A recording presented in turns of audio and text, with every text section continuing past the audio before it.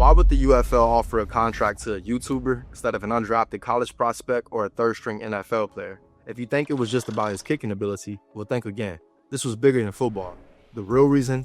Eyeballs, influence, marketing. Because at the end of the day, the people running the UFL, The Rock, Yanni Garcia, and Fox Sports aren't just football people. They're brand builders. And now he's coming back for another season, but for two different reasons. I think you're going to see great football here on Fox, of course. You're going to see passionate players, but also you get to see players who are grabbing the thing that we all want, which is opportunity. See, Deestroying, he's coming back because he truly loves the game of football, while the UFL, they're bringing him back because they love the viewership he brings. And that right there, that's the business of football in 2025. And I get deemed ineligible to continue playing college sports because of it. They proposed me some rules and some conditions that they wanted me to follow, and I refused to. I just didn't feel like they were fair. There was any compromising really happening. They wanted me to give my money up that I made. Wanted me to take down my videos, which again, I worked so hard for and I wasn't comfortable doing. What's going on, Big Steppers? It's D'Angelo. Today we're taking a look into why Donald Delahaye Jr., aka Deestroying, got offered, the real reason why he got offered to play UFL football. Let's go ahead and get into it. Now, before we talk about why the UFL made this move, let's look at how Deestroying even got here. Donald Delahaye Jr. was born in Port St. Lucie, Florida, where football isn't just a game, it was life. He walked onto UCF's football team as a kicker and quickly became known for his booming leg strength. His stats, 20 touchbacks on 36 kickoffs in his last season. Career-long 48-yard field goal that was in practice, and then regularly hitting 60-yard bombs in training. He didn't just play football, he was damn good at it. We all collectively at Fox, ESPN, Danny and I, Redbird Capital, we want to grow the game of football. We love the game of football. But in 2017, the NCAA forced him to choose football or YouTube. He chose himself, and that's when his real journey started. Just take a look at his numbers. Now he has 5.6 million subscribers, over 1 billion total views. Average video gets around 500 to 1 million views. His platform is bigger than most entire spring football leagues. That kind of influence, see that right there? That's exactly why the UFL came knocking. Now let's be honest. The UFL didn't sign Deestroying just because they needed a kicker. They signed him because they needed attention. Although he is a good kicker, the attention weighed more than the kicking ability. History proves this. The AAF in 2019, they shut down mid-season due to lack of funding. XFL in 2020 shut down due to COVID, but was already struggling with ratings. USFL 2022 to 2023 ratings dropped, leading to the XFL-USFL merger to create the UFL that you see today. Now see, that's where The Rock and Yanni Garcia come in. The Rock isn't just a football guy, he's one of the biggest brands on the planet. With 400 million plus social media followers, he owns multiple businesses from energy drinks to movies to the UFL. He also understands marketing better than anyone. Also, look at Fox Sports. They co-own the UFL, but see, Fox, as you know, isn't just focused on football. It's an entire media company. So as you probably guessed, for them, this was never just about football. It was a business move. And if you need proof, look at his first kick in the UFL. Now, thankfully, that play didn't count because it was blown dead. But yeah, bro missed it. And they still wanted him back. You already know. Now, this is where stuff gets interesting. Because a lot of UFL players, they feel like they're underpaid. See, the average salary in the UFL is $55,000 a season. Some NFL kickers make more than that in a single game. See, the UFL wants players to have leverage. They have deep pockets and they can pay well above league average if a player is actually bringing in viewership.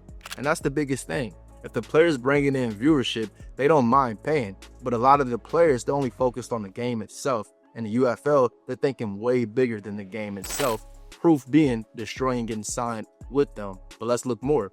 See, if your brand is average or non-existent, you're going to make average money, especially in the UFL. So you're probably watching this and thinking, how can UFL players build the kind of influence that Deestroying has? Well, the first thing is start documenting everything. Fans don't just want highlights. These days, they want personalities. They want to know who's under the helmet. Mic'd up videos, daily vlogs, behind the scenes footage, even talking about your struggles. That will build engagement. Let's not even get started on how much bread you make as a CFL kicker. We're going to talk about that later. So I try to keep my focus. I try to keep going. I try to tell myself, remain 10 toes down. Keep working, keep grinding, keep practicing, keep getting better. You know, this is the beginning. This is the opportunity you needed. You know, they're not really taking you serious right now, but once you get on that field, bro, it's over. Turns out I was the third string kicker, third string punter. They made 2 kickers go ahead of me and 2 punters go ahead of me. And all they let me take was 2 kickoffs that game. And they didn't even let me show what I could do during the game. They just let me kick the ball off. They're like, oh, we're rotating you. You want to see what you guys got. It's like, bro, I did kickoffs all through fucking UCF, bro. There's a ton of film on that. Let me show what I could do on the field goals. Let me show what I could do on the punts. And let me show y'all that I'm not a sleeper. That I am a sleeper. They've been sleeping on me, but I could do what I do. You feel me? Example, Deestroying. His 1v1 challenges. Bro turned backyard football into much watched content. And he also provided an opportunity for local people to do what? Get seen. So right now, a lot of these UFL players, you already have the platform to be seen.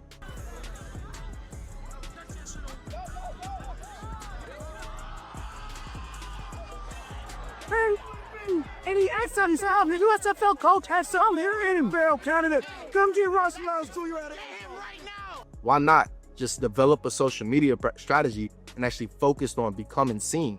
I mean, you have the blueprint standing right in front of you, or most likely either on the side of you if you're the teammate, or across from you if you're a player playing against the guy. Step 2, post on multiple platforms. TikTok, YouTube Shorts, Instagram Reels. It's not just about long-form content these days. Look at Travis Hunter and Shadur Sanders. They're college players who already have major brands because they consistently post and engage with their audience. Now, granted, of course, we already know they got Deion Sanders and a whole bunch of other things, but that does not take away from the fact that they've developed a social media strategy, the same thing that you can do watching this. Step 3, get creative with sponsorships. See, you don't need an NFL salary if you can land deals.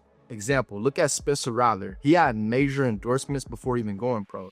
Local businesses, training gear, energy drinks, find sponsors that align with your audience. And the best part about being in the UFL is that you're actually able to go ahead and monetize your own brand in ways that NFL players cannot do. The only thing that happens is UFL players, they're focused on the game itself because that's all they know, right? They're looking at getting to the actual quote unquote big stage, being the NFL. But if you start taking a step back and realize that you're already at the quote unquote end destination at the UFL, just learn how to maximize the opportunity that you have, not only on the field, but also off the field. But what you do on the field can be shown through what you do off the field, right? So show what you're doing off the field and people start paying more attention on what you're doing on the field.